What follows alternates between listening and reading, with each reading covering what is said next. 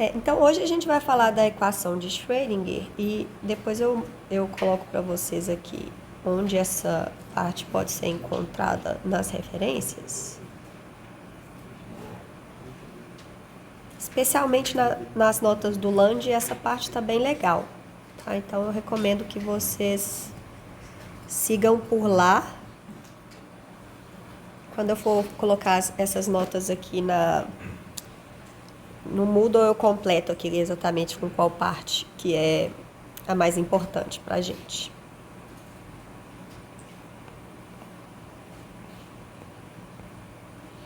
Bom, então, hoje a gente vai falar sobre essa equação. É uma equação diferencial parcial que é muito usada na física quântica. Então, ela é a equação principal para a evolução de um sistema físico quando descrito pela física quântica. Então, essa equação faz a mesma função, digamos assim, do F igual a ma para mecânica clássica, né? Então, ela vai parecer uma formulação bem diferente do jeito que eu vou enunciar ela aqui.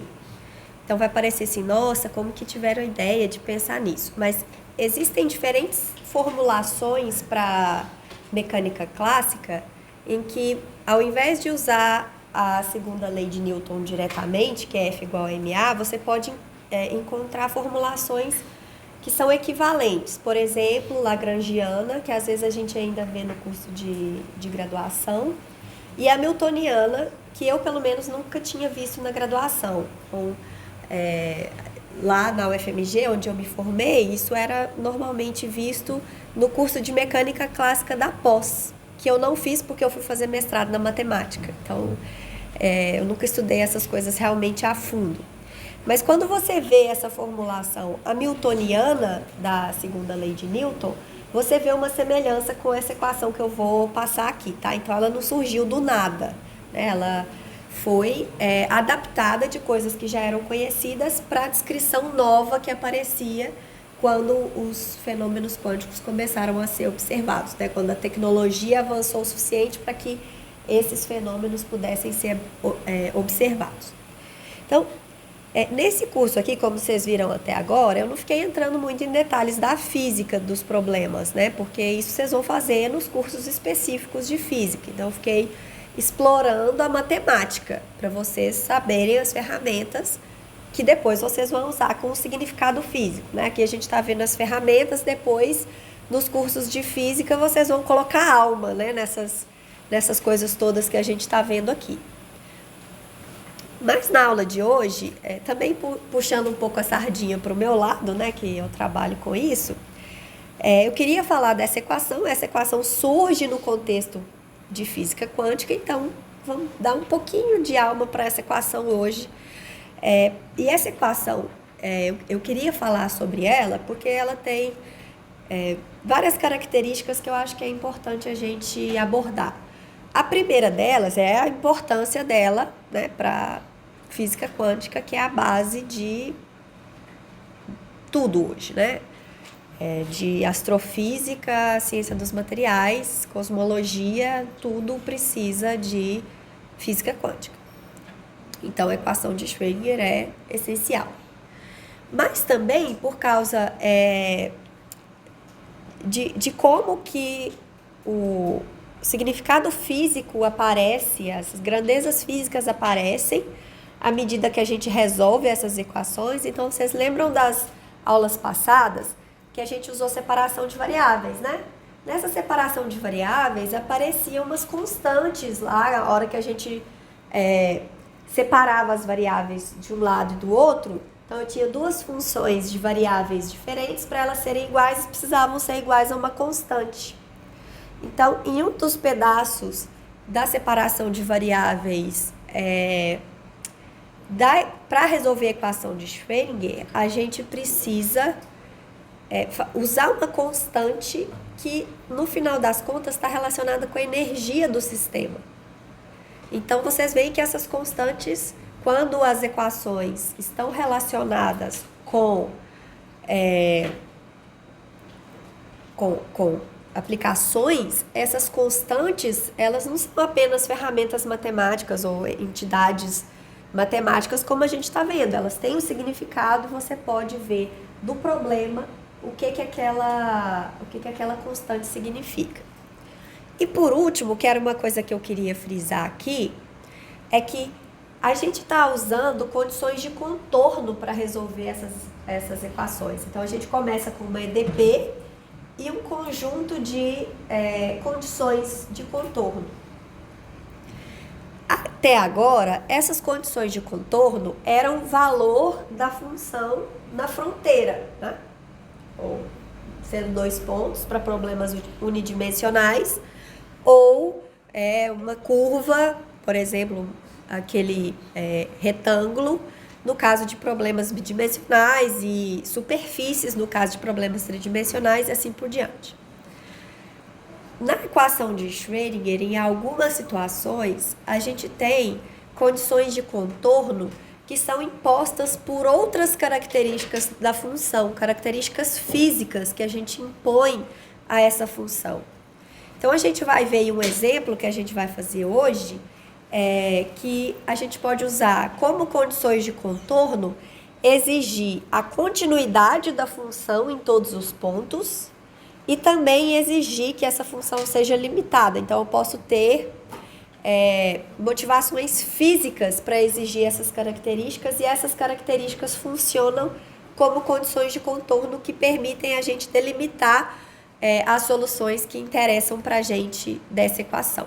Tá? Então, eu queria falar um pouquinho dessa equação para salientar todos esses pontos, tá? Que são um pouquinho diferentes do que a gente viu nas aulas anteriores. Vocês vão ver que as ferramentas matemáticas são essencialmente as mesmas, com exceção dessa parte de condições de contorno, mas a parte de separação de variáveis é essencialmente a mesma ideia. Mas antes da gente ir para a parte de separação de variáveis, vamos entender quais são as entidades, né? Quais são as coisas que aparecem na equação. Então, a primeira coisa é o seguinte: vou imaginar que eu tenho uma partícula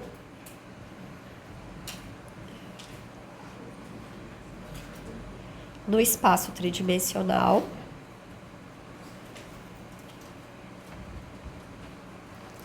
Estou desenhando ela aqui como um pontinho, né? Bem localizado ali, mas isso em física quântica não existe. Então, em mecânica clássica, normalmente a gente lida com esse tipo de grandeza aqui, a posição em função do tempo. Se eu sei a posição em função do tempo,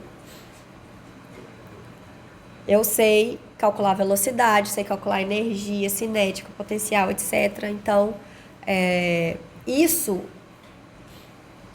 além de outras características como massa, etc. Mas se eu souber isso aqui, eu calculo tudo deterministicamente, tá? Isso aqui na mecânica clássica.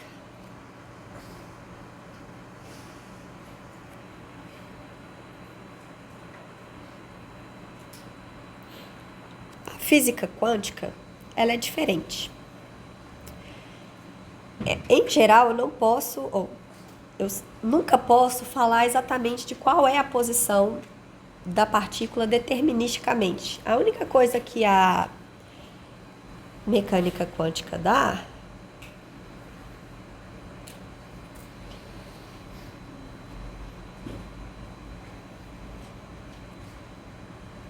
é uma função psi que depende da posição e do tempo, que é chamada função de onda,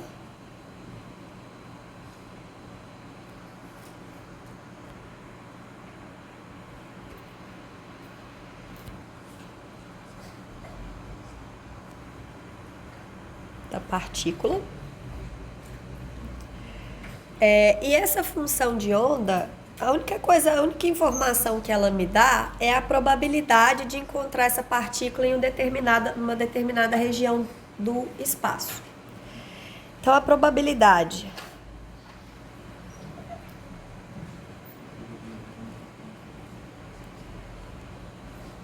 de encontrar a partícula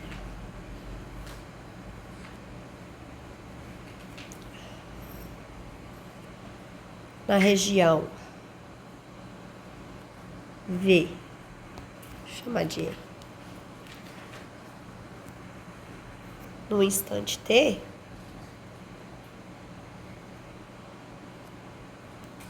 é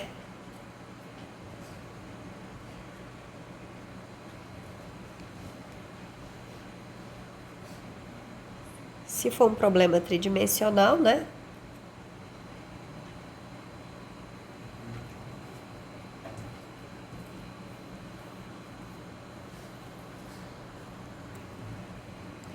É a integral de módulo da função de onda ao quadrado. Essa coisa pode ser complexa, em geral ela é complexa.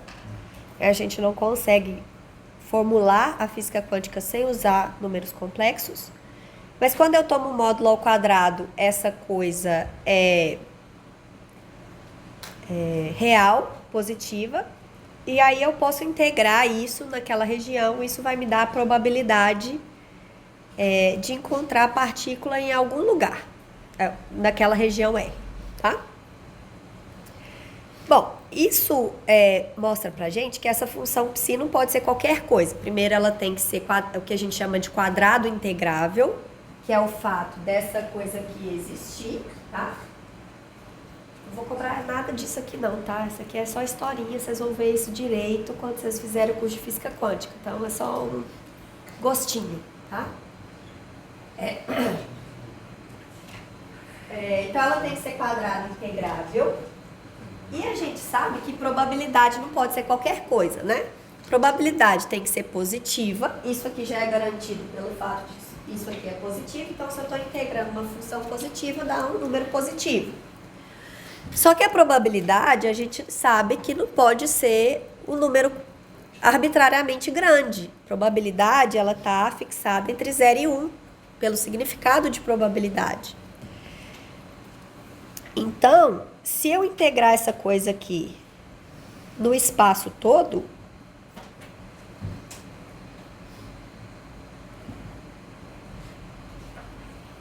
isso aqui tem que dar 1. Oi. Eu que entendi, então você aqui na probabilidade e esse φ, né? É psi. Ele tem que ser igual a 1, tem que ser integrável. Então, integrando, sei lá, de menos infinito a infinito tem que dar 1. Isso. Então, isso não é característica como uma função de densidade de probabilidade? Isso, exatamente.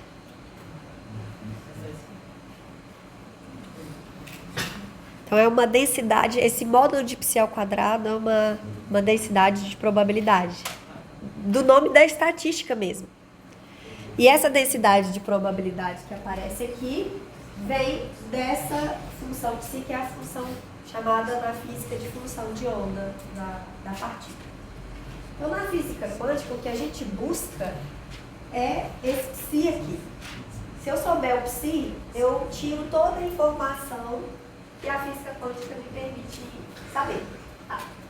Lembrando que aqui ela é intrinsecamente probabilística. A própria teoria é construída dessa forma. Porque a gente pode ficar outro curso falando sobre isso, tá? Mas ok, então como densidade de probabilidade, se eu integro no espaço todo, né? Aqui eu estou falando de R3, mas eu vou fazer exemplos unidimensionais primeiro. Então seria o que você falou, integral de menos infinito a infinito. Essa coisa aqui tem que ser 1. Então essa função aqui é o que a gente chama de uma função normalizada.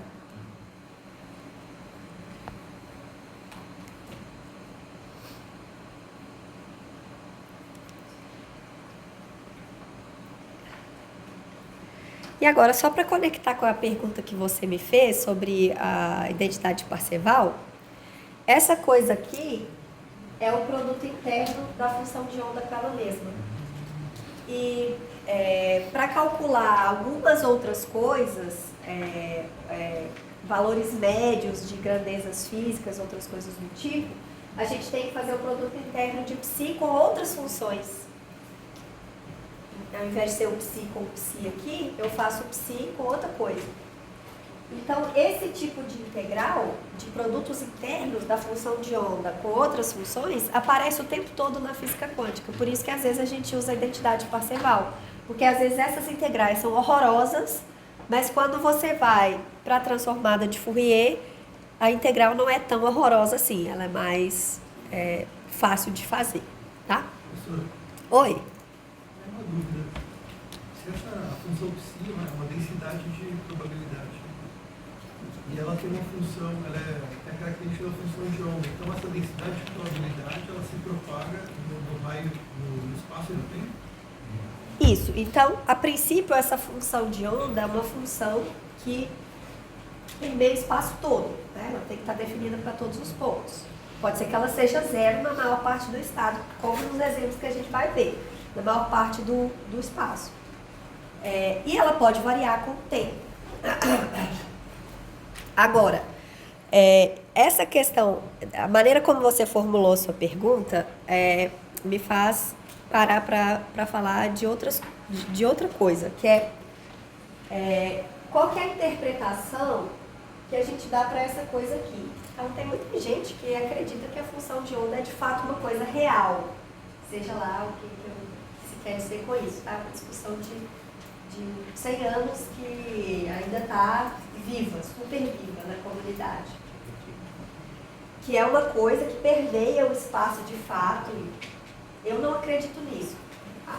Para mim, essa função de onda é uma ferramenta matemática que me permite saber informações sobre aquele sistema ali. Então, falar assim, ela permeia todo o espaço. Não, eu não colocaria com esses... Nem se propaga, assim, ela como uma onda, no caso. Então, sim, ela tem essas características ondulatórias, ela pode variar no tempo de maneira muito semelhante, mas eu não interpreto ela dessa forma como uma coisa real que se propaga igual você vê uma onda na água, tá?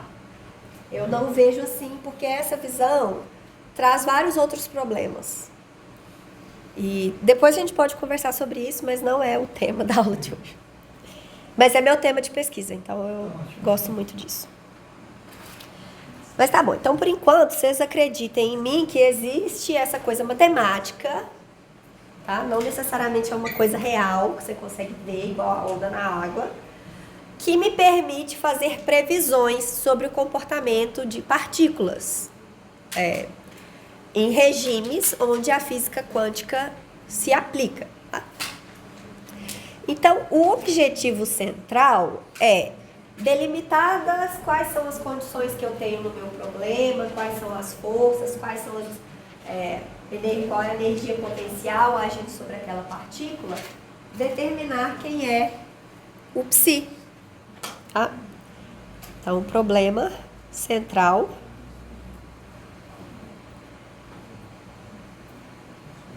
determinar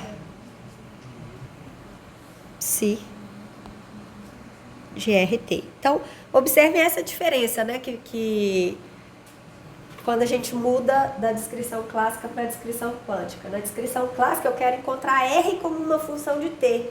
A posição determinística da partícula como uma função de T.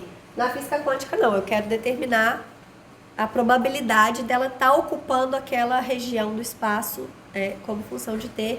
Essa é uma diferença drástica que tem muitas consequências. Bom, e aí nos postulados da física quântica é que essa função de onda tem que satisfazer a equação. Eu nunca sei escrever isso. Deve estar errado, tá? Então isso aqui depois vocês pesquisam como que escreve. Tem uns dois pontos.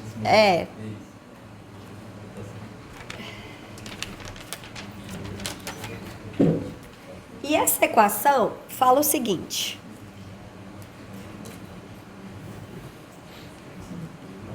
Que um certo operador H aplicado a psi de RT é igual a IH barra a derivada de psi em relação a T. Em que esse H é um operador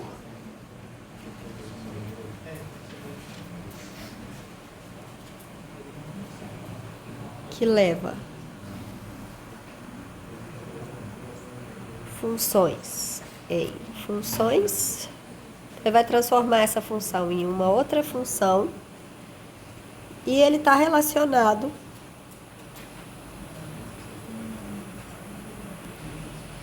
com a energia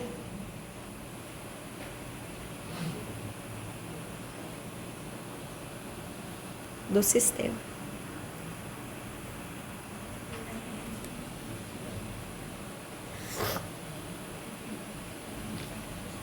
E esse H é igual a menos H barra ao quadrado sobre 2m laplaciano da função mais energia potencial. Então, H aplicada a psi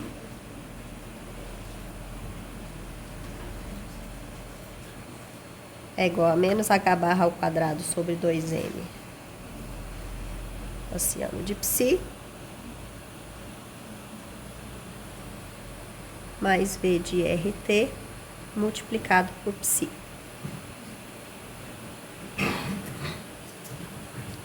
Essa parte aqui, eu não vou dar detalhes, nada sobre isso, tá? Eu só tô contando, assim, um resumão. É física quântica em 5 minutos. Da história, só para vocês terem uma noção de que isso aqui não saiu do nada, tá? Depois vocês vão estudar a física por trás disso aqui, com mais cuidado, no curso de física quântica.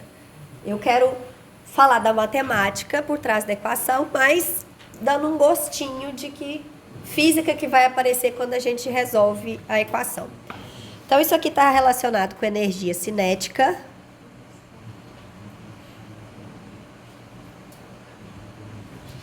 E isso aqui é energia potencial.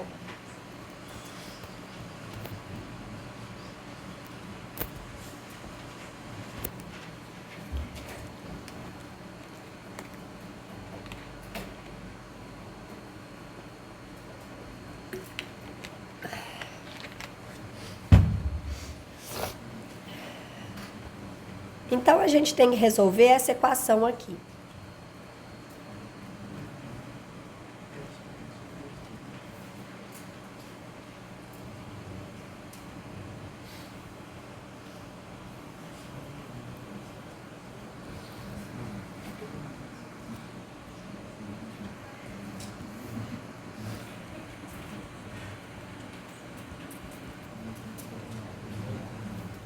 Ó, quem que é esse laplaciano, né? Vamos só lembrar que isso aqui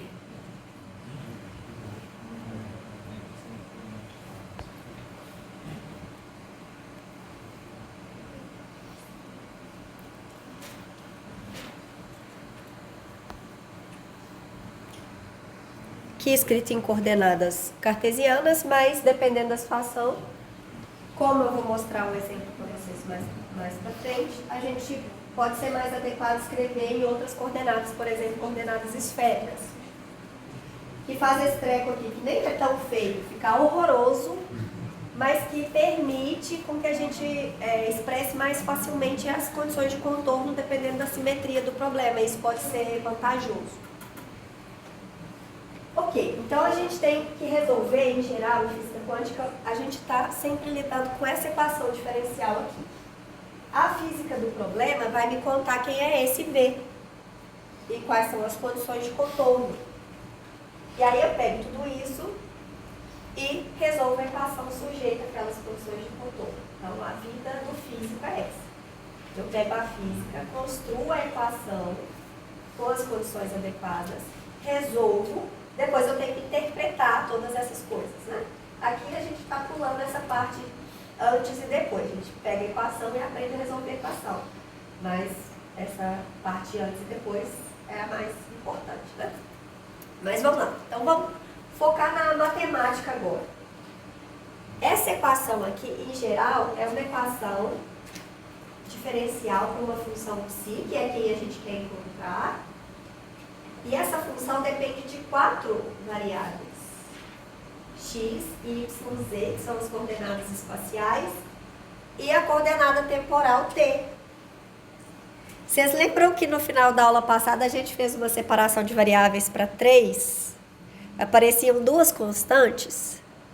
Aqui vão aparecer 3 constantes, em geral, porque tenho 4 variáveis. Tá? Vocês lembram lá do ensino médio, quando vocês estudaram em química, os átomos, que tinha aquelas caixinhas que você colocava os elétrons, né? Um para cima, um para baixo? Lembram disso? Aquelas caixinhas, aqueles orbitais, tinham umas letrinhas que identificavam eles. Vocês lembram disso? Se a gente pegar essa equação aqui e resolver para o átomo de hidrogênio, a gente não vai fazer hoje. Se der tempo eu vou mostrar a equação para vocês, mas a gente vai resolver ela na terceira parte do curso. Se você resolver essa equação aqui para o átomo de hidrogênio, vão aparecer as constantes da separação de variáveis, e essas constantes da separação de variáveis é que identificam quem são aqueles orbitais onde você coloca os elétrons no átomo. Então, aquelas letrinhas lá, aquelas identificações dos orbitais, estão relacionadas com as constantes da separação de variáveis ao resolver essa equação aqui para o átomo. A gente vai fazer para o átomo de hidrogênio, que é o único que dá para a gente resolver analítico. Os outros todos têm que ser por aproximações, por causa da interação elétron-elétron especial, que é difícil de modelar, resolver aqui, tá? Ok. Então, vocês veem que aquelas constantes que aparecem, todas elas vão ter um significado aqui, tá? Então, beleza. Essa equação, 99,9% das vezes é impossível de resolver. Então, grande parte dos físicos hoje ganha a vida tentando achar aproximações cada vez melhores para soluções dessas equações. Por exemplo, em materiais, onde você tem, né, uma dificuldade enorme de lidar com todas as forças, todos os potenciais envolvidos. Então, resolver isso aqui analiticamente exato é dificílimo em geral. Então, você vai para métodos de aproximação. Mas hoje a gente vai falar de exemplos simples, os primeiros exemplos ideais que servem para aproximar situações reais específicas, mas que, como vocês vão ver, são, de certa forma, um pouco artificiais, né? Mas a gente consegue entender o que está acontecendo através desses exemplos mais simples.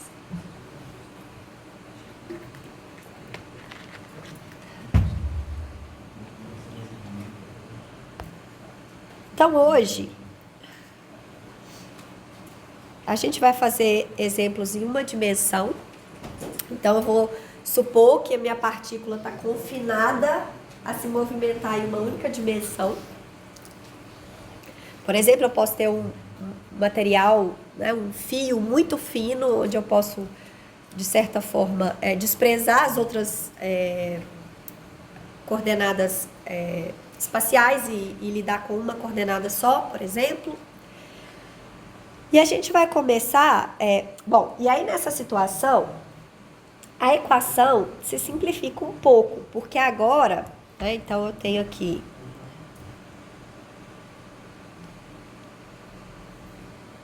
só uma variável. Então, a minha partícula, a princípio, estaria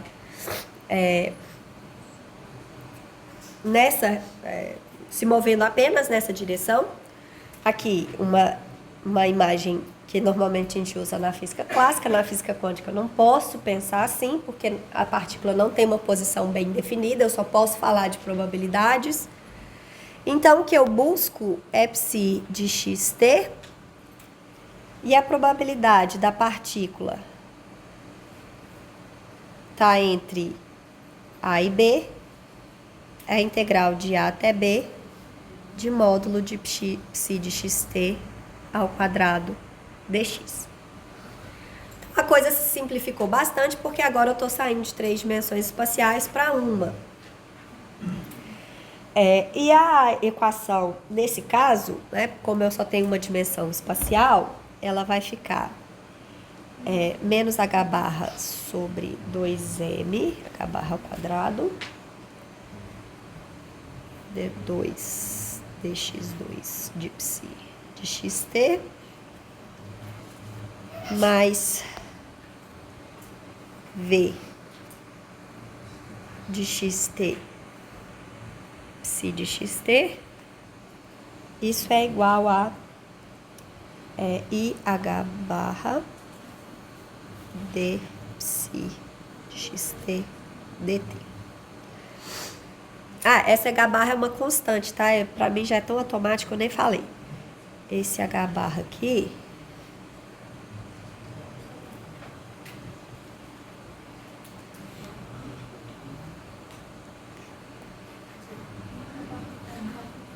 é o H sobre 2π, em que H é chamada constante de Planck. Nunca sei se tem o C ou se não tem.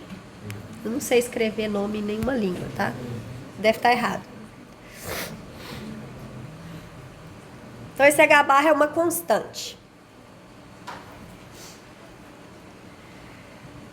Ok, então agora a gente quer resolver essa equação. E para isso eu preciso delimitar quem que é o potencial, tá?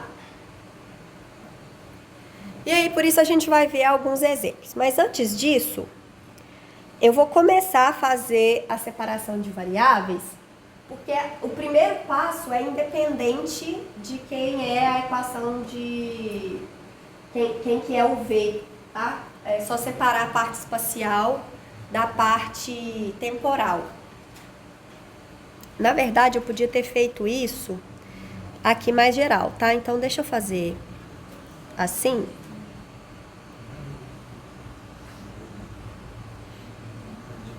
Deixa eu adicionar uma página aqui.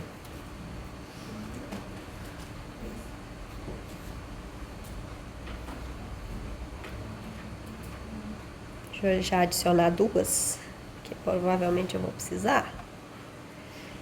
Deixa eu fazer essa parte já geral para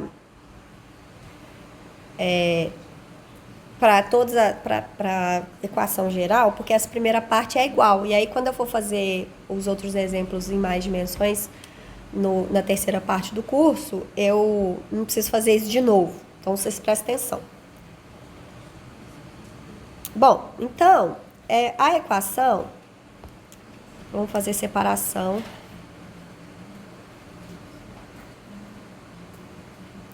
de variáveis. Para ficar mais compacto, eu ainda não vou escrever o H abertamente. Porque o H, vocês viram que é um negócio gigante, né? E eu não vou precisar dessa divisão, por enquanto. Então, eu quero resolver essa equação aqui, e a primeira coisa que eu vou fazer é separar as variáveis espaciais da variável temporal. Então, eu vou supor que psi de RT é um Rzão de R vezes Tzão de T.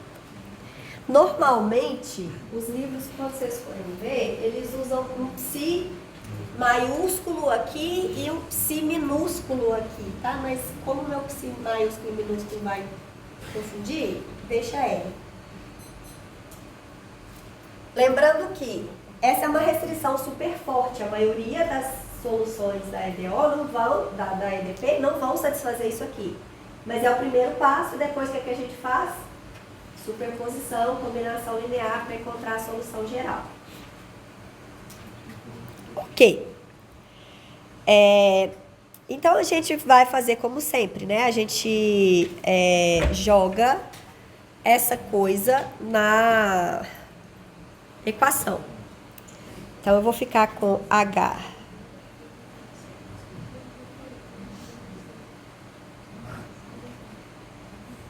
vezes T igual a IH barra deu T R de R P de T. Essa parte de cá eu posso tirar o R, né? Porque ele vai funcionar como uma constante para essa derivada. Então, eu vou ficar com IH barra R vezes T'.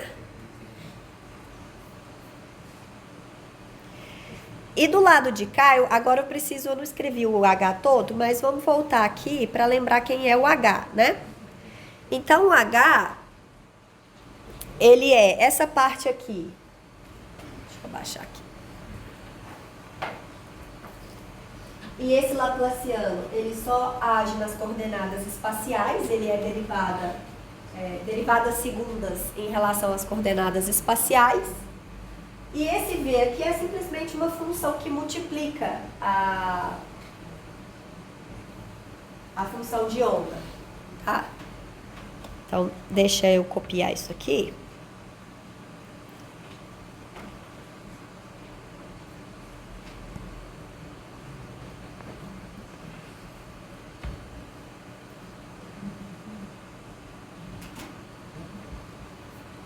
Então, isso aqui implica que o HRT é a mesma coisa que o T, que eu posso tirar, multiplicado o H aplicado a R.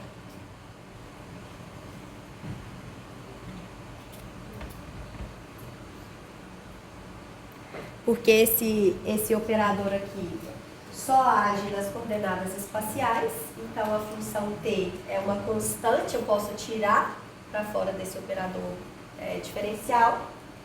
E aqui eu vou ficar com o V multiplicando R, multiplicando T, eu só estou invertendo a ordem, colocando o T na frente. Tá? Continua sendo a mesma multiplicação. Tá claro?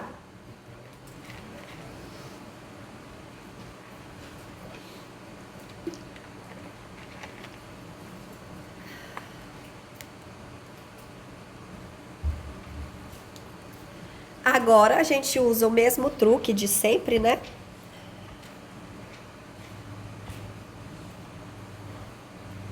Só diminuir aqui para eu poder enxergar. Eu vou jogar tudo que tem T para um lado e tudo que tem que tem o R para o outro. Então eu vou ficar com H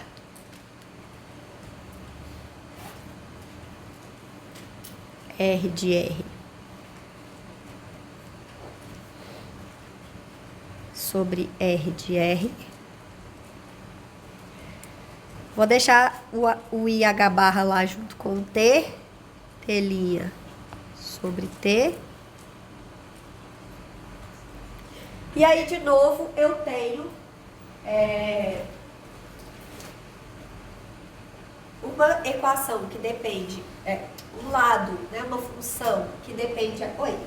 Desculpa, eu não entendi quando você fez a derivada, que onde está o termo R' vezes T? Ou não? Ou está sendo constante? Não entendi. É porque aqui é derivada em relação ao tempo, né? Isso aqui depende só das coordenadas espaciais, então é constante. Tá bom, obrigada. A derivada em relação a R vai aparecer aqui, ó. Porque esse H aplicado a R envolve as derivadas segundas em relação às variáveis espaciais. Só que eu não quis abrir aqui porque vai ficar grande. Mas quando a gente for resolver o exemplo específico, você vai ver que a derivada vai aparecer ali. Professora, Oi? só Só aproveitando essa dúvida, o R não depende de T? O R não, o R é a posição x, y, z. Não seria R de T? Não, Função de T. não, porque aqui eu não posso falar da posição como função do tempo, eu não sei determinar isso. Ah, ok. Então eu falo da probabilidade de encontrar a partícula como uma função da posição e do tempo. Então R não depende de T. Não depende, são variáveis independentes, tá? Então, essa mudança de paradigma aí, né? Porque normalmente na física clássica o que você está fazendo é encontrar R de T. Aqui não. Aqui eu quero encontrar psi, que depende de R e T. São coisas independentes. É.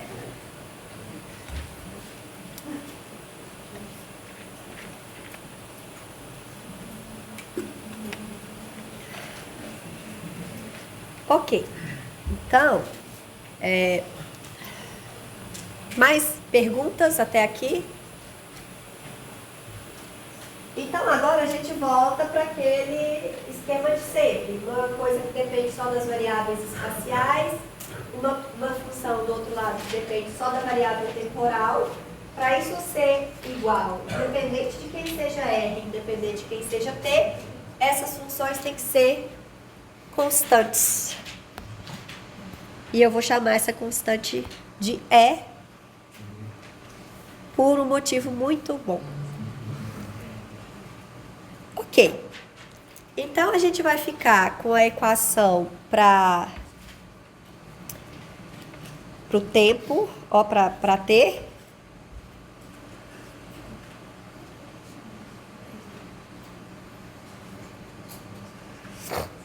É uma equação separável, né?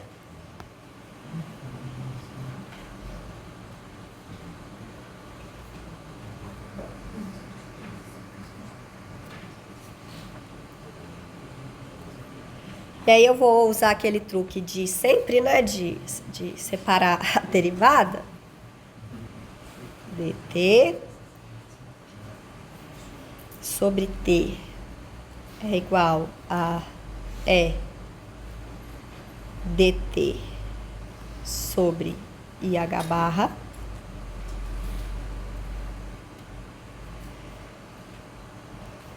E a solução disso aqui é uma função exponencial.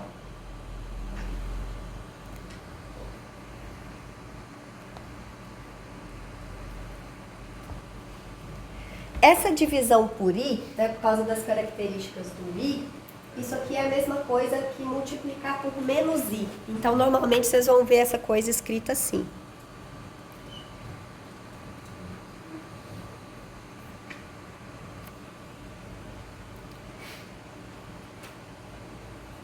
Isso aqui, observem que eu não fiz nenhuma restrição sobre qual sistema que eu estou estudando. A solução no tempo é sempre essa aqui, dependente de qual sistema que eu estou estudando. O que vai mudar agora? A parte espacial. Oi, pode falar.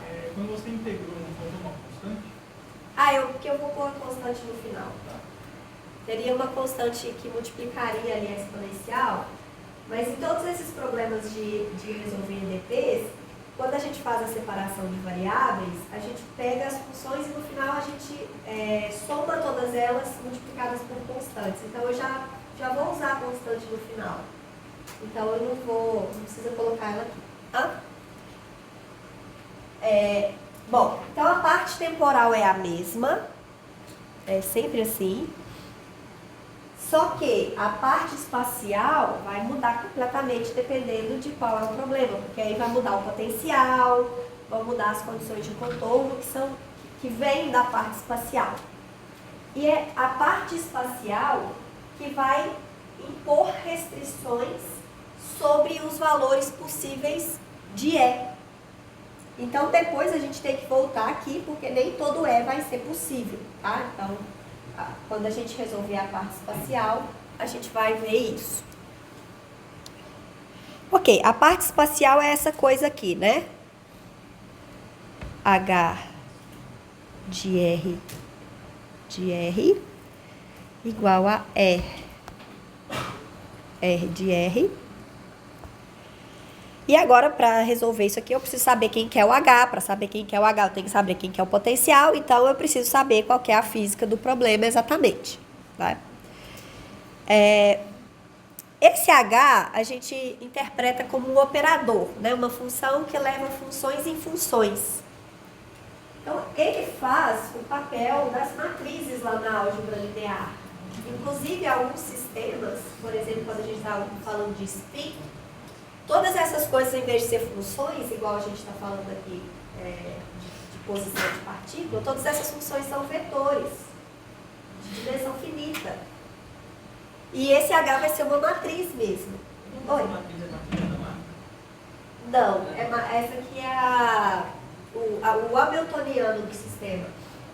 A matriz de Hadamard, ela é uma porta lógica que a gente usa em computação quântica.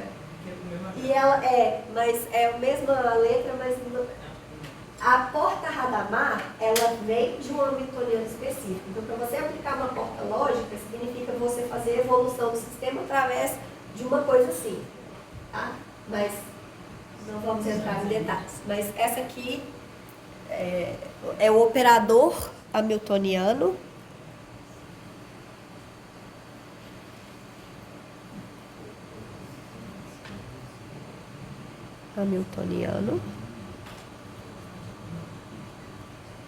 Ou, se for o caso de dimensão finita, a gente chama matriz hamiltoniana. É a matriz que representa a energia do sistema. E aqui, a gente vê que aplicar esse operador à função R é a mesma coisa que multiplicar R por uma constante. Quando isso acontece, a gente diz que R é um autovetor ou autofunção, tá? Nomenclatura na matemática. E o E é um autovalor. Então, R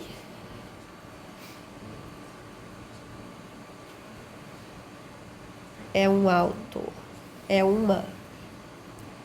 autofunção ou autovetor de H, autovalor E. E esse Ezinho é interpretado como a energia desse sistema, tá? Por isso eu chamei de E. Ok.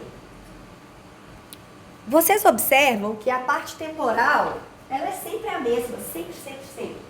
Então, o foco é sempre resolver essa equação. Eu sempre posso partir daqui. Porque ali eu já sei o que é. Só resolvi uma vez na vida.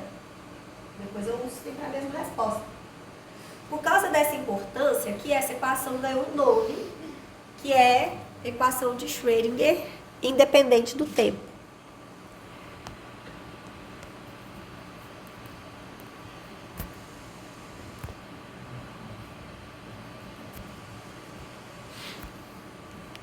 Cada hora eu escrevo de um jeito.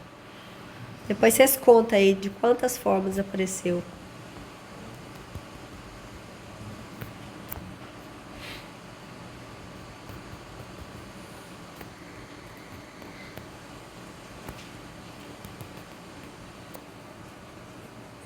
Então, normalmente, a gente já parte dessa equação aqui, porque a parte temporal é sem graça. Inclusive, eu já dei aula de Física 4 para Poli. Eu não sei como que funciona aqui no IF ou no IAG, mas na Poli, o curso de Física 4 é interferência de fração, essa parte de ondulatória, depois relatividade restrita e depois um pouquinho de Física Quântica. Só que o jeito que é visto Física Quântica lá, eu achei horrível. Porque eles nem contam nada dessa coisa temporal, eles simplesmente cospem a equação de Schrödinger independente do tempo e resolvem isso. Mas isso aqui sozinho não tem muito significado, né? Eu preciso das coisas juntas. Oi? E essa equação é sempre válida? Porque, digo, para chegar nisso a gente partiu que as variáveis são independentes, mas isso. Não existem soluções que não são independentes das variáveis? Existem, são a maioria, inclusive, só que todas essas são combinações lineares das outras. Então, é sempre a mesma coisa. a gente começa fazendo essa restrição é muito forte, tá? Só que essa restrição leva a gente a um conjunto de soluções que é uma base para o espaço de soluções. Então, como que eu gero as outras? Fazendo combinações dessas. E aí, os coeficientes que aparecem na frente dessas funções da combinação linear são determinados pelas condições iniciais. Como é a função, como que é o sistema do início. E aí, você vai determinar isso pelas condições físicas do seu problema. Tá? Então, ótima pergunta. Isso é verdade não só para o que eu estou falando aqui, mas para todas as EDPs que a gente resolveu até agora. A gente começa fazendo essa restrição fortíssima. A maioria não vai satisfazer isso. Só que essas soluções especiais fazem com que a gente possa chegar na solução geral da equação. Tá? Ok. Então agora a gente tem que resolver essa coisa aqui, mas aí a gente precisa de exemplos, né? Porque não dá para resolver geral. Aí agora a gente volta no exemplo 1D, porque agora sim isso vai fazer diferença, tá?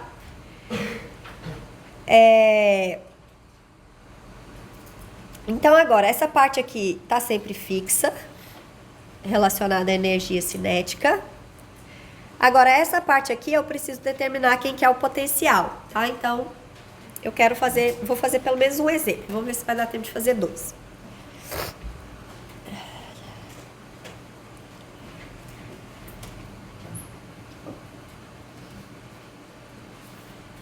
Então, vou começar assim, vou fazer um exemplo bem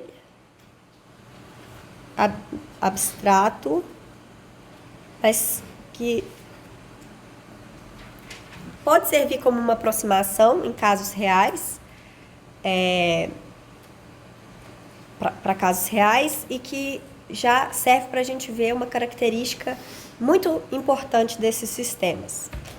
Então, eu vou supor que aqui eu tenho potencial infinito, fora dessa caixa aqui. A partícula está presa aqui nessa caixa, tá? Não pode sair. Então, o meu V de x, o V de xt, ele é constante em relação ao tempo, então não tem dependência temporal. Isso normalmente é um terror quando tem dependência temporal, tá? Para resolver. Na verdade eu já tinha que ter suposto isso aqui, né? Nossa, eu viajei aqui, tá? Porque se tiver dependência temporal, essa coisa que depende de t, não dá para eu fazer separação de variáveis desse jeito.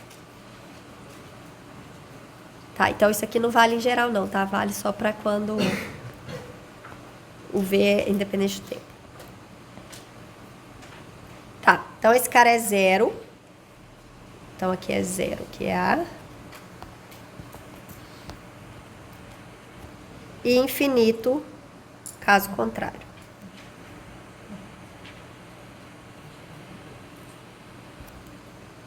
Então, a partícula está presa dentro da caixa. Ela não pode sair dali. Tá? Então, por causa desse potencial ser infinito, né, da partícula estar presa ali dentro, psi de xt é igual a 0 se x é menor do que 0 ou x é maior do que A.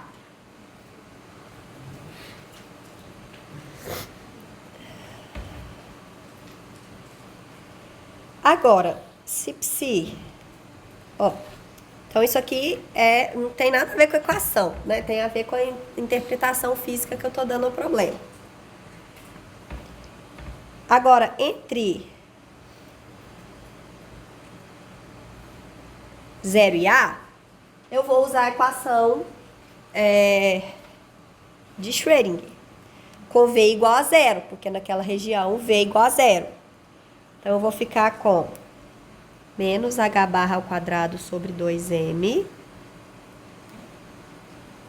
d2 dx2 de R de X. Agora o meu R vai depender só do X, porque eu tenho um problema unidimensional, né? Eu estou ignorando as variáveis espaciais Y e Z. É igual a R X. Então, eu tenho R duas linhas de X é igual a menos 2ME sobre H barra ao quadrado R de X. Oi. Então a partícula não tem potencial dentro dessa área? Não, dentro é zero e fora é infinito, que é simplesmente dizer que a partícula não pode sair dali, tá?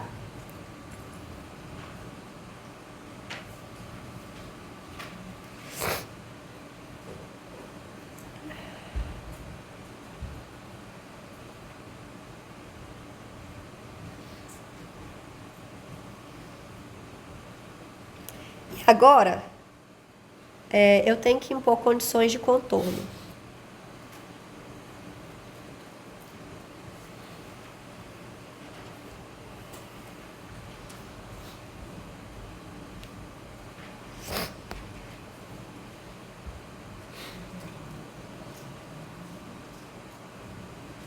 Que é o fato de que psi de xt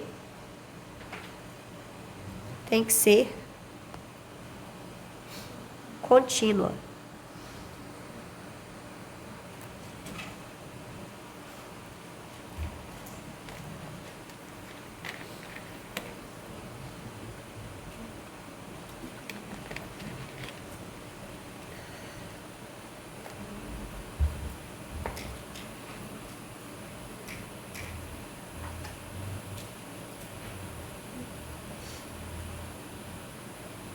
Só que eu sei que aqui, na fronteira da caixa, aqui, psi tem que ser zero. Então, eu sei que R de zero é igual a zero e R de A é igual a zero. Então, essas são as minhas condições de contorno. X duas linhas mais 2M é sobre H barra ao quadrado. Ops, X não, R igual a zero, com R de zero igual a zero, R de A igual a zero.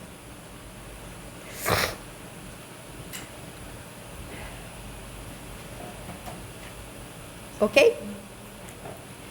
Então, a gente voltou exatamente àquele mesmo problema que a gente tinha resolvido várias vezes nas aulas anteriores.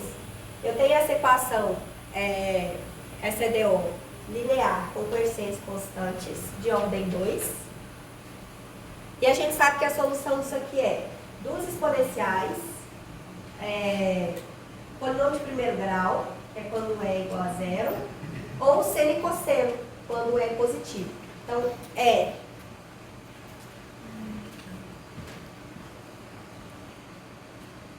menor do que zero, exponenciais,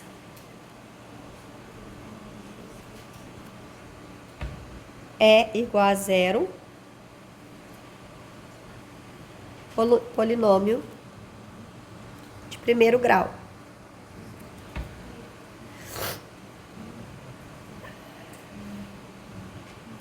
É menor do que zero, maior do que zero, seno e cosseno. Não vou fazer de novo, já fiz isso várias vezes. Com essas soluções aqui, com esses casos, não é possível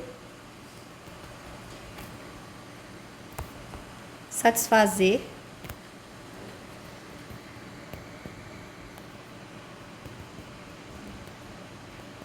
as condições de contorno.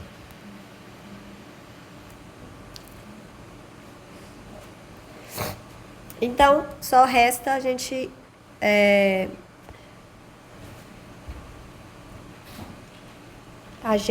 verificar o que acontece aqui, tá? Então, esse 2ME sobre H barra ao quadrado, eu vou chamar de ômega. E aí, o R de X vai ser C1 cosseno de ômega X mais C2 seno de ômega X. O R de 0 é C1, né? Porque o cosseno vai ser 1 e o seno é 0. Isso tem que ser 0. Então, isso mata o cosseno. E o R de A é C2 seno de ômega X. Isso também precisa ser 0. De novo, vocês estão vendo que é a mesma coisa toda vez, né? Se o C2 for 0, vai zerar todo mundo. Solução trivial. Não pode nesse caso aqui. Fisicamente, não é só que ela é sem graça, ela é proibida. Porque a integral da função tem que dar 1. Se eu integro 0, dá quanto? 0. Então, a função identicamente nula não serve. Tá? Não é nem que ela é sem graça, ela não serve mesmo por razões físicas. Só um minutinho. É só o R de A é sempre o melhor. Ó, obrigada.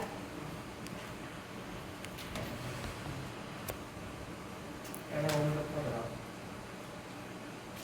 Isso, obrigada. Nossa, que nerdeza. Agora tá certo. Obrigada. Então, o C2 não pode ser 0. Então, isso obriga que o seno seja 0. O seno de ômega A seja 0. Isso implica que o ômega A tem que ser igual a um múltiplo de π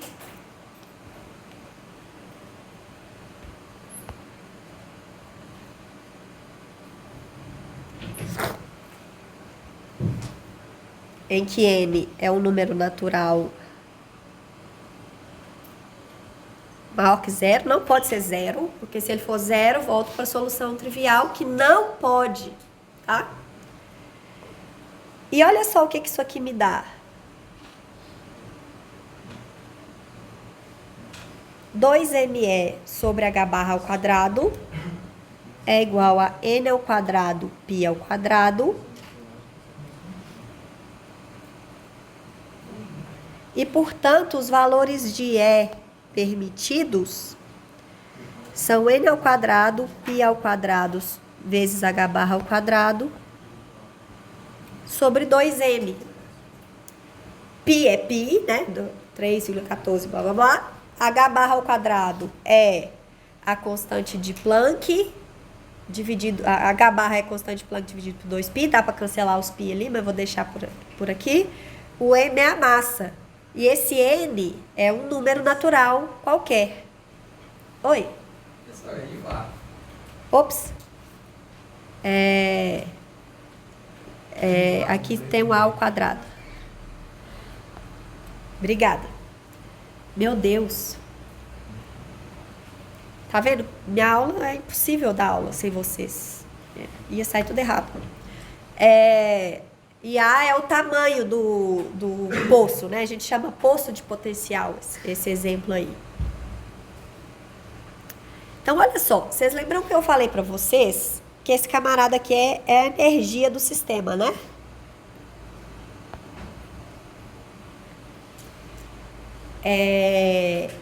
Esse cara não pode ter qualquer valor, porque não existe solução para a equação de Schrödinger, que é quem determina o comportamento do sistema, para um valor arbitrário da energia.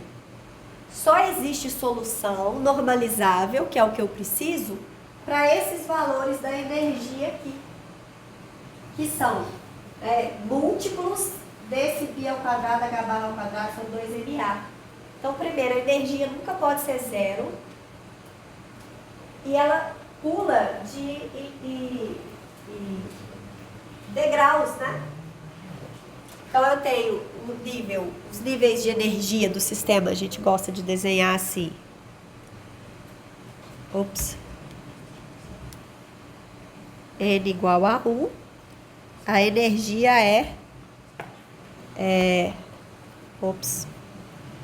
π ao quadrado, h barra ao quadrado, sobre 2m ao quadrado.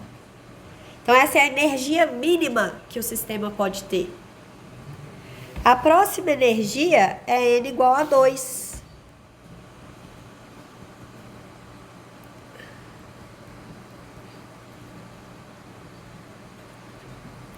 Todas as energias intermediárias são proibidas.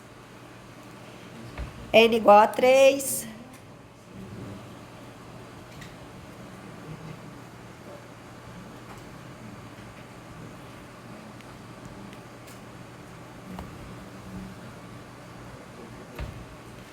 Todas as energias intermediárias são proibidas. E é isso que a gente chama da energia ser quantizada.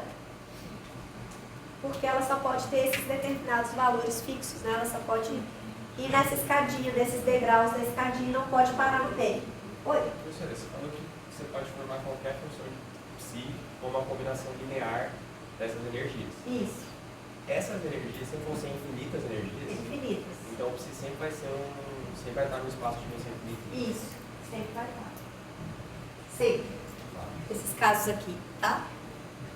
Os casos em que você tem sistemas físicos que moram intrinsecamente em espaços de dimensão finita. Por exemplo, o spin, polarização de um fóton é um sistema que mora no espaço de dimensão 2. Você tem polarização vertical, horizontal, o resto é tudo combinação linear dessas. Então, tem descrições, certos sistemas que moram intrinsecamente em dimensões finitas. Outra coisa que a gente faz muito é o seguinte: eu vou estar trabalhando em um regime em que a energia é baixa e, portanto, eu só vou ocupar, eu consigo garantir de alguma forma que eu só posso ter combinações lineares desses dois caras aqui, tá? E não vou ter os coeficientes de todos os caras de ordem maior, eu consigo garantir de alguma forma que são zero. Aí, efetivamente, eu estou trabalhando no espaço de dimensão 2. E é assim que as pessoas fazem esses computadores quânticos, por exemplo, baseados em supercondutores. Esses supercondutores são elétrons presos no potencial. E lá tem certas características que fazem com que esses níveis de energia, esse espaçamento vai ficando cada vez maior. A princípio, os elétrons podem ocupar todos esses níveis de energia. Eu posso ter combinações lineares de todos eles. Mas eles conseguem garantir de alguma forma que os elétrons, né, que são vários, só vão ocupar esses dois. E é por isso que eles chamam de qubit, porque é de dimensão 2, análogo do bit clássico, que é o 0, 1. Então, eu posso trabalhar com sistemas de dimensão menor, tentando fazer esses regimes. Mas isso não é trivial de fazer, porque eu preciso garantir que não tenha combinação linear nos termos maiores. E isso é difícil de fazer. Então, isso é uma fonte de erro para esses computadores quânticos, por exemplo. Tá? Boa pergunta. Mas, assim, a princípio é dimensão infinita. E se eu quero... então, para cada n eu tenho uma função de onda. Psi n de xt, que é seno de nπ npx sobre A. Deixa eu pôr exponencial primeiro. Exponencial de menos menos I, E, T sobre H barra, vou chamar de EN,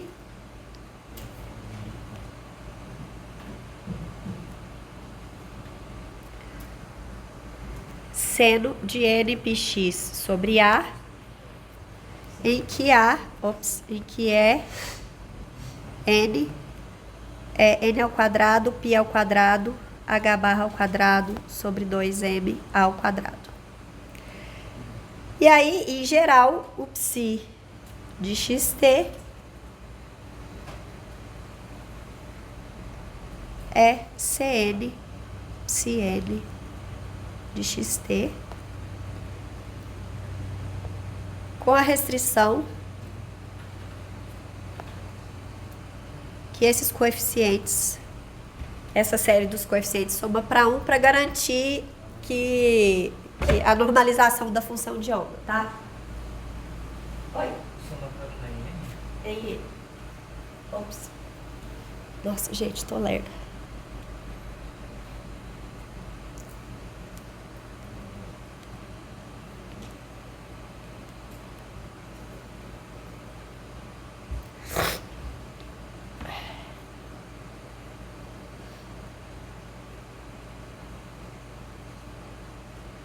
Então,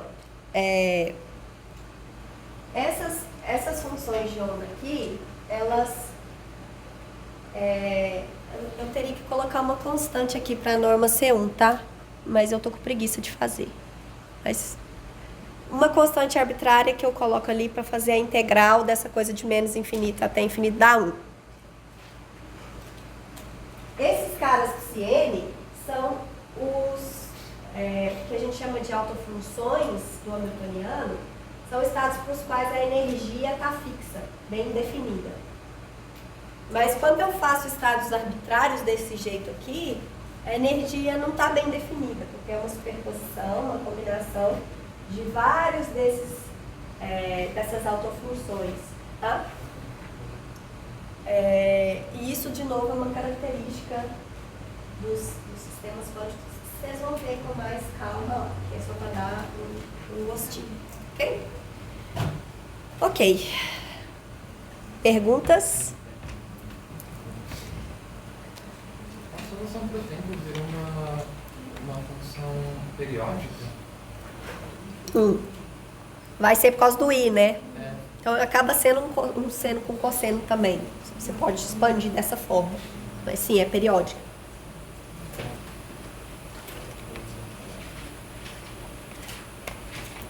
Bom, eu vou parar por aqui.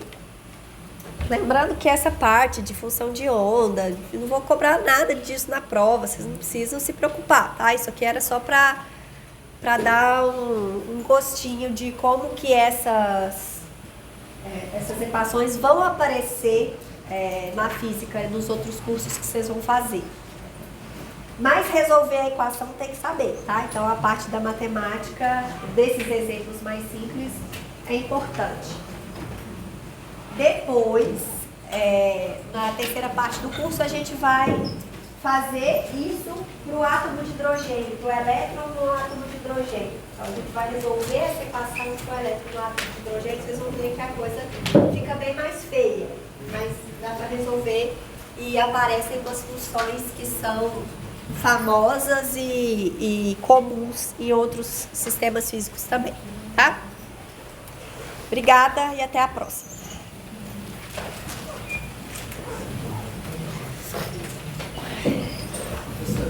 Oi. Tem uma pergunta de quântica. Eu tô fazendo o curso. É por isso que começou a dar Porque assim, até agora a gente estava trabalhando principalmente com o oscilador harmônico quântico. E ele não... O professor, quando ele fez, ele trabalhou bastante com a questão energética, mas ele não restringiu a posição da partícula. E aí eu queria saber como que fica a incerteza nesse caso aí. Porque a restrição da onde a partícula pode estar... Tá, ela não vai influenciar o princípio de incerteza, por exemplo, porque você tem uma restrição na localização, mas ela ainda não está bem localizada, porque eu não posso fazer esse A ir para zero. Ok, Esse A ir para zero dá problema. dá problema. Então eu ainda tenho essa incerteza Da posição. da posição, tá? Então o princípio de incerteza ainda se aplica aqui. Tá bom. Tá bom. E lá você não tem essa restrição porque você tem um potencial que cresce, né? Então a probabilidade de você achar ele pra cá vai diminuindo, mas nunca é zero porque o potencial nunca é infinito. Ele cresce, mas nunca é infinito. Tá. Tá bom. Era só isso, só. Ficou essa. Ficou processando. Tá certo.